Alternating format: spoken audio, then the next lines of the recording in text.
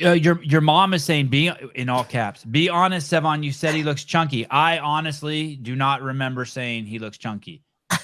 If I said that. Sorry, you guys say a lot of things about me. Hitler called me a liar on one of his freaking YouTube That videos. was because of the Garmin. Get him. You put me right in my place. Get him. Right away. Yes. Get him. Get him. Yeah. I never said you were chunky. What's your mom saying? Hey, let the man speak. Go ahead, sorry, Justin. Let it rip. Oh yeah, beat up on me. Go ahead. No, Go ahead. no, I don't watch too many like of your guys' videos to be honest, but I had a bunch of people sending me this one, and the title of it is Justin Medeiros and Brooke Wells are lying to you, and I was like, oh really? The person who I was less certain of lying told me that they weren't lying. So hey, did he fix it? Did he fix it? I thought he fixed that one. I didn't go back to look. Don't worry, the following video I cleared that up. He said he wrote in the like comments or something like the description that I did. I don't know. You remember? Yeah, he's good. And then the next video, I started off with just so you know. The description, they look at the freaking just the headline picture, the headline. Hey, can I follow this up with something, Justin? I made a video about a month ago on Jason Khalipa, and I said Jason Khalipa gets destroyed on the internet, and he said he clicked on it and he was just like ready to get all angry, and then he watched it and he was thinking, oh, okay, I'm not that angry. But yours was a little different than his, and that's admitted. And I tried to clear that thing up. I think he made one right after saying sorry, basically. Okay. All right. I didn't see Nobody remembers the apology. Yeah, hey, Justin, I may have said this. By the way, in no means am I calling your mom a liar. I believe if someone she remembers if I said something like that about her son, of course she fucking remembers it accurately. But here's the thing: if we were speculating on your performance there because we thought you were going to win, and so we were trying to come up with excuses for why you took 7th. And so I could easily see myself saying, "Oh, look, maybe he put on some weight, and he's going to lose that weight for the games, and that extra 5 or 10 pounds will help him." Maybe that sounds like something I would say. Is there any truth to that? That is what you said. Perfect. Is there any truth to that, you think? What do you think? Can you tell me what you think about your performance this weekend? Like, are you happy? Are you frustrated? Or are you where you want to be? I mean, I'm disappointed 100% on the performance. And like, I don't know if you guys like saw any of the interviews, but it's just hard when you work hard, training's going well. Like, I know I'm moving in the right direction, and then you compete, and like the leaderboard doesn't reflect what my fitness was. Yeah, I heard you. Very articulate and confident, by the way, in that.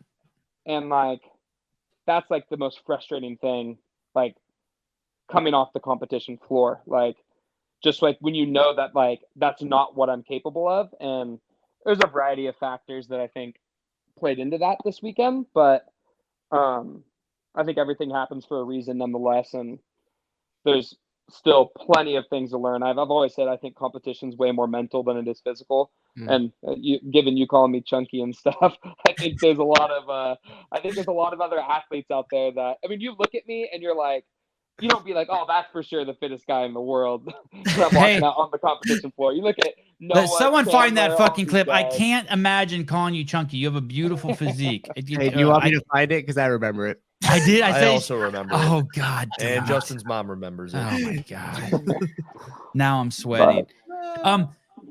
So fat shaming works, Ryan. So you showed up there feeling 100%.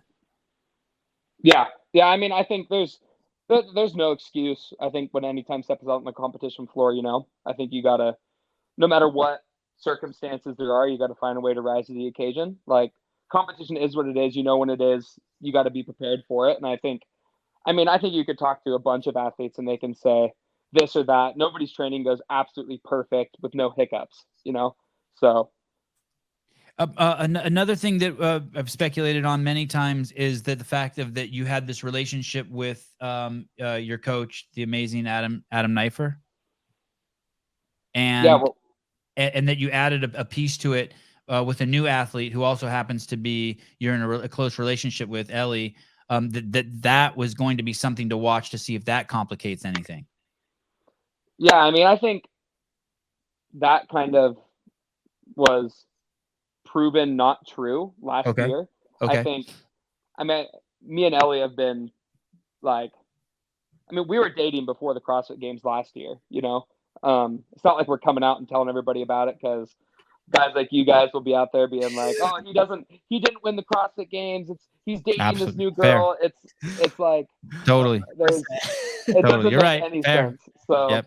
I'm just like, yeah, it doesn't matter. I didn't want her to get blamed for my lack of performance if there was going to be. So in my head, I was like, there's no point of telling anybody until after the games for, I guess, both of our sakes. And obviously, And she won. I was Australia.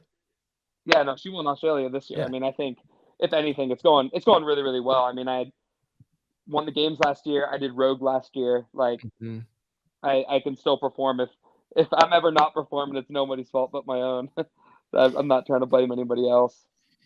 Event number. So in event number 5, you took your worst finish, a very short workout, albeit 24th, and you event 5 was the snatches and then the treadmill, and then you get to go home, right? And then you come back the next day, Sunday, and you do event 6, and I mean, I'm just gonna see what say. You demolished it. You beat the second place dude by A minute, damn near. a minute and 2 seconds. What can you tell us what that was like? Can you give us a little? What was that like taking 24th in that workout? Were you hurting? Could you have pushed harder? And then kind of walk us through the end of that, how you felt to coming back and crushing that. Can you walk us through some of that? I know that's for sure. a lot. No, 100%. I think just it was a buildup from workout number 1 through 5 of just like frustration. Just things not going the way I wanted to. Some things out of my control, some things in my control.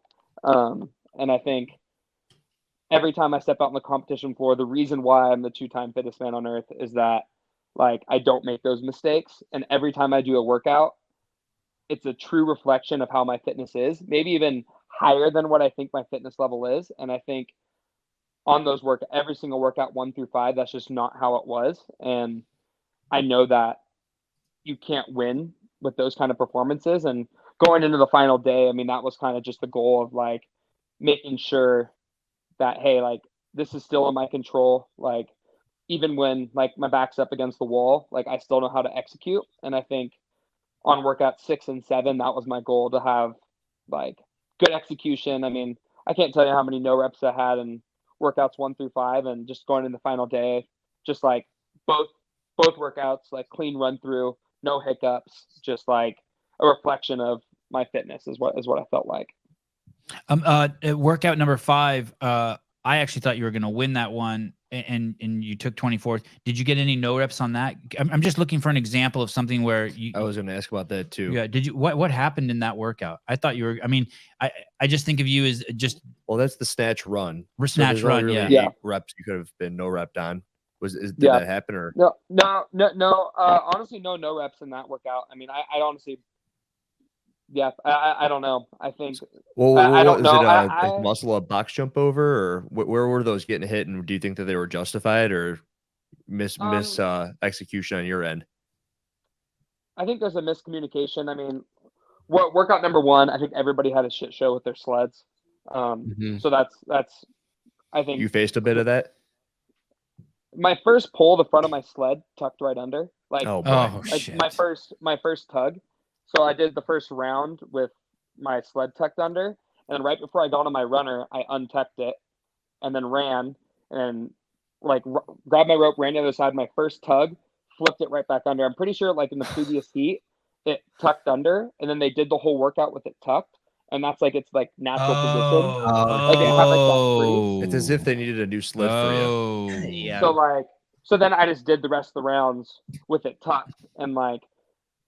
It just is what it is. I think you go back and watch that event. There's probably tons of that going on. I doubt that I was the only one. There are. I mean, Cole Grieshaber was right next to me, and his last round, his sled was completely out, like not even on his plate. Yeah, I saw a video of a sled just being dragged on the ground. Yeah, I mean, it was, so there's like a bunch of things happened in that one. Workout number 2, I got a no rep on like rep 2 or 3 of a dip. For my depth, they said, and by the time it registered, I already did the toes to bar, but the standard is you have to do your muscle up, and a dip is from top to top. So I pretty much had to do a whole extra complex. So I did 6, and then I only got 15 my first round, and then I had a 4 or 5 way tie in that workout. And the tie break is the burpees on the first round. Oh boy. But I was late on that first round because I had a no rep. So then I lost the tie break. So instead of getting 5th or 6th or whatever it was, I got 10th, even though I did the same amount of work as all those guys. So like that was frustrating. Workout number 3, Linda. I got the head judge came up and said that my butt was coming up off of the bench, or my hips were rising. That was his words. And like this is round like 7 or 6, and I was in a pretty good position. And then I got like 2 no reps on the round of 7, so I had to do 9 bench press.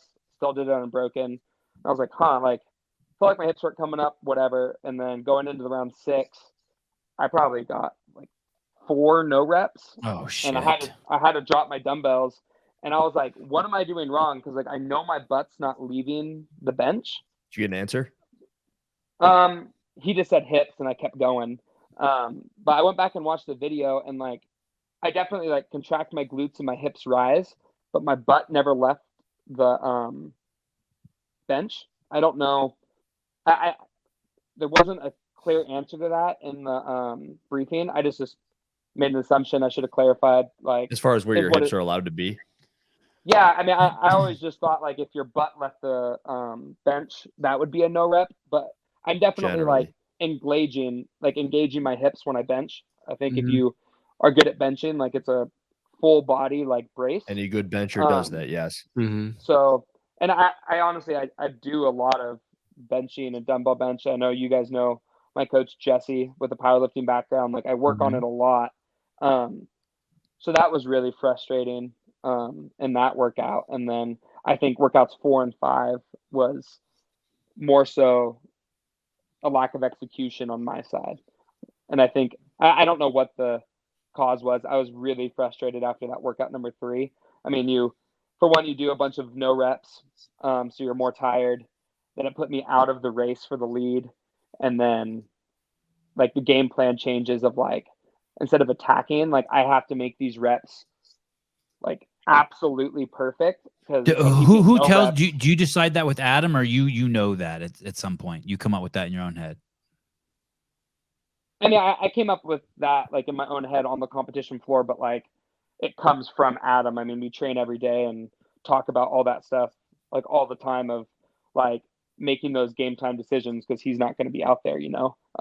He definitely prepares me for the, and I think I did the best I could in the moment, but like being like, I think workouts number 1 and 2 were both little things, like the sled out of my control is what it is. Workout number 2 with the dips, like, hey, like I don't want to have to make a judgment call. And that means my reps need to be crystal clear.